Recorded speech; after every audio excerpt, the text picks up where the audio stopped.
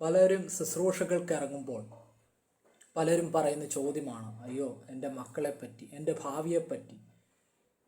ഇങ്ങനെ തുടങ്ങി പലവിധമാകുന്ന ചിന്തകളിലൂടെ, പ്രയാസങ്ങളിലൂടെ പോകുന്ന ഒത്തിരി ദൈവദാസന്മാരുണ്ട്. പക്ഷേ വചനം വായിക്കുമ്പോൾ ഇപ്രകാരം കാണുവാൻ കഴിയുന്നത്, നിങ്ങളുടെ സകല ചിന്താകുലങ്ങളും എൻ്റെ മേൽ ഇട്ടുകൊള്ളുവിൻ, ഞാൻ അതിനെ ചുമക്കാം. എന്നോട് ചോദിച്ചുകൊള്ളുക, ഞാൻ ജാതികളെ അവകാശമായി ഭൂമിയുടെ അറ്റങ്ങളെ കൈവശമായും തരും. പക്ഷേ ഇതൊക്കെ ഒരു വചനമല്ലേ? ഇതൊക്കെ എൻ്റെ ലൈഫിനകത്ത് എങ്ങനെ നടക്കും എന്ന ഒരു ചോദ്യം നമ്മുടെ മുമ്പിൽ ഉയർന്നു വരാറുണ്ട്. പക്ഷേ വിശുദ്ധ വേദപുസ്തകത്തിൻ്റെ അടിസ്ഥാനത്തിൽ നിന്ന് ഞാൻ നിങ്ങളുമായി പങ്കുവയ്ക്കട്ടെ. അങ്ങനെയൊക്കെ ചോദ്യങ്ങളിലൂടെ കടന്നു പോകുകയും വേദനകളിലൂടെ കടന്നു പോകുകയും ചെയ്യുന്ന വ്യക്തിയാണെങ്കിൽ നിങ്ങൾക്ക് വേണ്ടി ദൈവം ഒരു വാതിൽ തുറക്കുകയാണ്.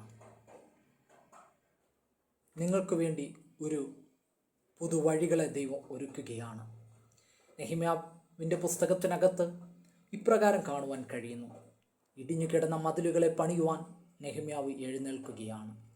താൻ എണീറ്റ് വരുമ്പോൾ തൻ്റെ മുമ്പിൽ ഒന്നും സംഭവിക്കുന്ന ആരും എതിരല്ല. പക്ഷെ താൻ എന്ന് ആ വർക്ക് സ്റ്റാർട്ട് ചെയ്തുവോ അന്ന് തനിക്കെതിരായി സൻബല്ലത്തും തോലിയാബും എല്ലാം എഴുന്നേൽക്കുകയാണ്.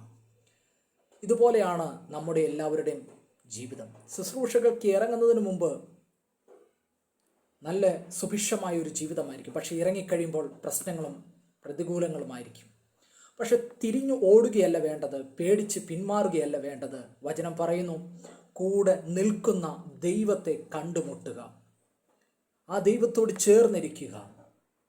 വിഷമത്തോടെ എഴുന്നേറ്റ് വേദനയോടെ എല്ലാം പണിതു തുടങ്ങിയ നെഹെമ്യാവിൻ്റെ ലൈഫിനകത്ത്, നെഹെമ്യാ പ്രവാചകന്റെ പുസ്തകം 1-ാം അധ്യായം കഴിഞ്ഞ് ഇങ്ങനെ മറിച്ച് പോകുമ്പോൾ അവിടെ രേഖപ്പെടുത്തുന്നത് സകല പണികളും പൂർത്തീകരിക്കപ്പെട്ടു എന്നാണ്.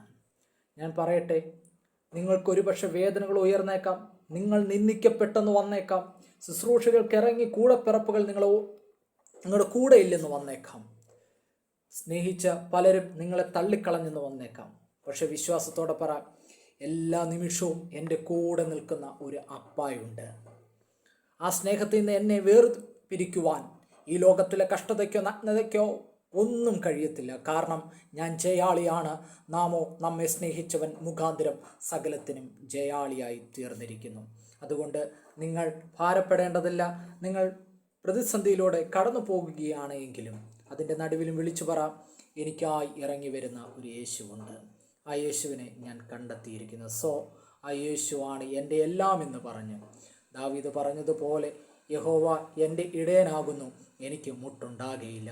അതേ ദാവീദ് വീണ്ടും വിളിച്ചു പറയുന്നു, ഞാൻ യഹോവയുടെ ആലയത്തിൽ ദീർഘകാലം വസിക്കും. അതെ, ദാവീദ് പറഞ്ഞ അതേ വാക്കുകൾ, അദ്ദേഹം പറഞ്ഞ അതേ വാക്കുകൾ നിങ്ങളും ആവർത്തിക്കുക.